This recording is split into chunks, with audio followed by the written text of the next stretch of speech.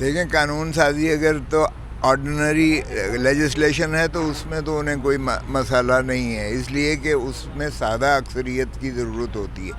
سادہ اکثریت اس وقت حکومت کے پاس ہے، لیکن ہم ظاہر ہے کوئی بھی ایسا جو بل لائیں گے جو پرو پیپل نہیں ہوگا یا جو عوام کے مفاد عامہ کے متصادم ہوگا، ہم اس کی شدید مخالفت کریں گے. اور ویسے بھی ہم سمجھتے ہیں کہ یہ جو پارلیمان موجودہ ہے یہ نمائندہ پارلیمنٹ نہیں ہے. جب تک یہ عوام کے مینڈیٹ چوری شدہ کو واپس نہیں ہوتا، جو آپ نے دیکھ لیا کہ کل کے فیصلے سے ان کی مخصوص نشستیں 23 تو قومی اسمبلی میں ختم ہو گئیں، اور اس کے اثرات جو ہیں وہ باقیات جو ہیں وہ ابھی موجود ہیں. اور وہ آپ دیکھیں گے انشاءاللہ کہ ٹرائبونل کے جو ہی فیصلے ہونا شروع ہوئے، جو کہ لکھا ہے ہائی کورٹ نے 6 ججز اور نام دیے ہیں، لیکن الیکشن کمیشن انہیں نوٹیفائی نہیں کر رہا.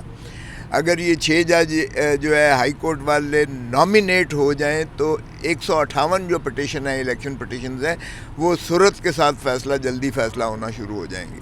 اور اسلام آباد ہائی کورٹ کا آپ نے دیکھا کہ اسلام آباد ہائی کورٹ کے جج جہانگیری صاحب نے جو 3 نشستیں تھیں اسلام آباد کی قومی اسمبلی کی، جو تینوں پی ٹی آئی جیتی ہوئی تھی، اور تینوں پی ٹی آئی کو ہرا کر مسلم لیگ نون کے جو ہے ان لوگوں کو بنا دیا، اور وہ گھس بیٹھی ہے اس وقت پارلیمان میں بیٹھے ہوئے ہیں، اور جو جیتنے والے ہیں وہ بیچارے جو ہے عدالتوں کے دھکے کھا رہے ہیں. تو کل جو پرسوں ہوئی ہے جہانگیری صاحب کے پاس، جسٹس جہانگیری صاحب کے پاس جو ٹرائبیونل ہے، تو انہوں نے دکھائے 45 فارم کی جو مندرجات تھے. اور چونکہ چور کہیں نہ کہیں جو ہے وہ چھوڑ جاتا ہے، تو ان کو فارم 46 بھول گیا تصحیح کرنا. فارم 47 میں تو انہوں نے بے ایمانی کر کے ہارے ہوئے کو جتا دیا، جیتے ہوئے کو ہرا دیا.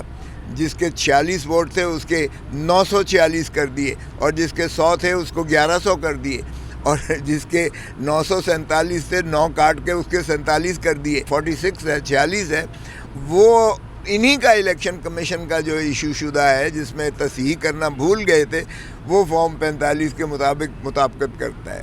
اور پھر جج صاحب نے جب کہا، انہوں نے کہا جی باقی امیدوار بھی ہیں، یہاں کھوکھر صاحب بھی لڑے ہیں الیکشن، ان کا بھی ذرا دیکھ لیں، وہ بھی ساتھ لگایا ہوا ہے.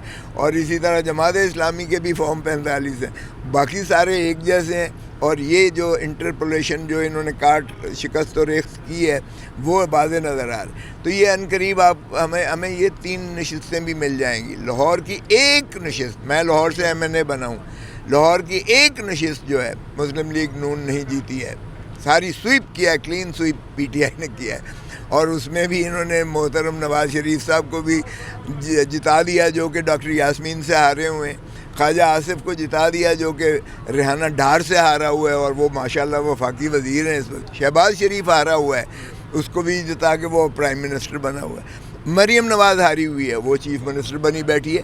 تو اس طرح سے دیکھیں، جب تک آپ مینڈیٹ ریسٹور نہیں کرتے، اس طرح بے ایمانی کی بنیاد پر جو ہے حکومتیں نہیں چلا کرتی ہیں، نہ اسمبلی چلے گی.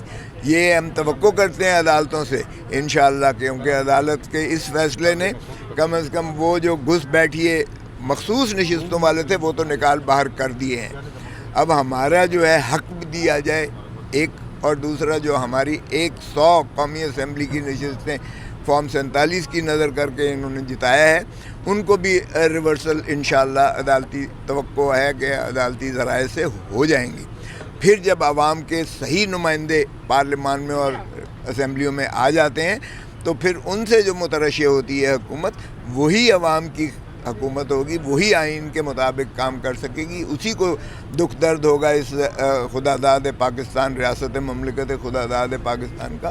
وہی اس ملک کے مستقبل کا صحیح سوچیں گے، اور اس مستقبل کے اپنے ہمارے جو نونہال ہیں اور تعلیمی نظام ہے اور صحت کا نظام ہے اور سارا جو ہے معاشی نظام ہے، اس کو انشاءاللہ وہی ٹھیک کر سکتے ہیں. یہ چور ڈاکو اور گھس بیٹھے ہوئے یہ ان کے بس کی روگ نہیں ہے، اور نہ یہ کریں. وہ تو اب ختم ہو گیا نا. دیکھیں وہ 2/3 جو بے ایمانی سے جو انہوں نے ہماری نشستیں مخصوص لی تھیں، اس سے 2/3 انہوں نے بنا لی تھی جو مصنوعی تھی. وہ تو ان کا خواب جو ہے چکنا چور ہو گیا نا، وہ تو اب قصہ پارینہ ہو گیا، وہ ختم ہو گئی وہ بات. سو اس لیے وہ جو کر رہے تھے اور کسی کو مخصوص انداز سے اس کو نواز رہے تھے 3 سال دے کر چیف جسٹس آف پاکستان، اور کسی کو جو ہے وہ ختم کرنا مقصود تھا. 2 ججز جو ہے وہ عائشہ تک اور منیب اختر تک وہ جو ہے منہدم ہو جاتے، بیچ میں سے اڑ جاتے. تو یہ بدنیتی پر مبنی جو اس قسم کی سازش اور کاوش تھی وہ کل ختم ہو گئی جب یہ مخصوص نشستیں ٹوٹ گئی ہیں. اب سادہ اکثریت بھی ان کے پاس ختم ہو جائے گی جس وقت یہ فیصلے جو ہے ٹرائبونل کر دے گا، الیکشن ٹرائبونل. دیکھیے قانون سازی جو ہے 2 طرح کی قانون سازی ہوتی ہے پارلیمان میں. پارلیمان سے مراد میرا قومی اسمبلی اور سینٹ ہے. 2 طرح کی قانون سازی ہوتی ہے. ایک قانون سازی ایسی ہے جو کوئی وہ ایکٹ بناتے ہیں عوام کے فائدے کے لیے، تو اس کو سمپل میجارٹی کی ضرورت ہوتی ہے جو کہ موجودہ حکومت کے پاس ہے. دوسری قسم کی جو قانون سازی ہے وہ آئین میں ترمیم کرنا پڑتا ہے، اور اس کے لیے 2/3 میجارٹی کا ہونا سینٹ میں اور قومی اسمبلی میں جو مجموعی تعداد ہے اس میں ہونا لازمی ہے. تو ابھی اس اسٹیج پہ کہ جب سپریم کورٹ نے ہائی کورٹ کا فیصلہ معطل کر کے آرڈر جاری کیا ہے کہ ان کی جو ممبرشپ ہے یہ سسپینڈڈ ہے تاوقت کہ سپریم کورٹ اس پہ مکمل فیصلہ نہیں دیتی. اس حد تک ابھی جو یہ کیس ہے یہ سپریم کورٹ نے ڈیسائیڈ کر دیا ہے، اور ابھی ان کے پاس قانون سازی کا جو اختیار تھا آئین میں وہ ختم ہو گیا ہے، چونکہ 2/3 میجارٹی حکومت کے پاس ابھی نہیں رہی. جہاں تک آپ کی دوسرے سوال کا تعلق ہے کہ 175A میں یہ ترمیم کرنے جا رہے تھے، اور یہ تھوڑا سا لوگ بھی اس کے اوپر بات کر رہے تھے مختلف میڈیا چینلز کے اوپر کہ آئین میں یہ ترمیم کر رہے، اور 175A جو کہ ججز کے ٹینیور سے ریلیٹڈ ہے اور اس میں یہ مزید اضافہ کرنا چاہ رہے تھے 3 سال.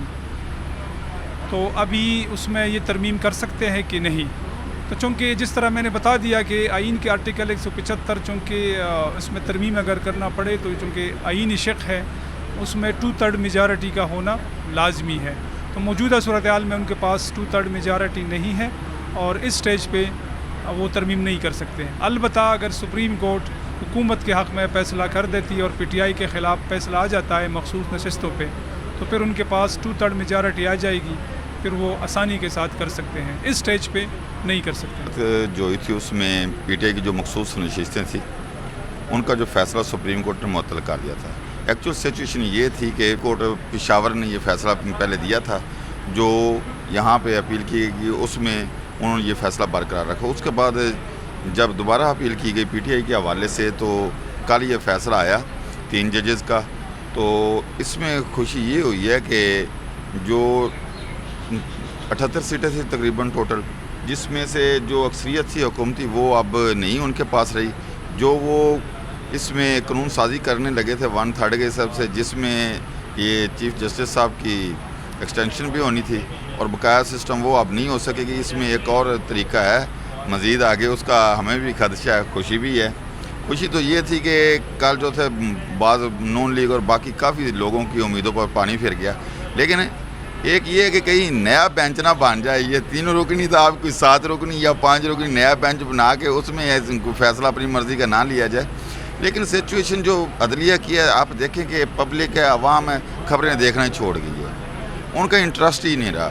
جبکہ ججز جو ہیں ہائی کورٹ کے ججز نے خط لکھا، سپریم کورٹ کے ججز نے کو بھی تھریٹ آئے، اور پاکستان کی جتنی بارز ہیں انہوں نے بھی یہ خدشہ ظاہر کیا، اور جو ہماری باقی ہائی کورٹس ہیں ان کی طرف سے بھی ججز نے یہ لکھا، باقاعدہ طور پر خطوط لکھے کہ یہ ہمارے ساتھ ہو رہا ہے.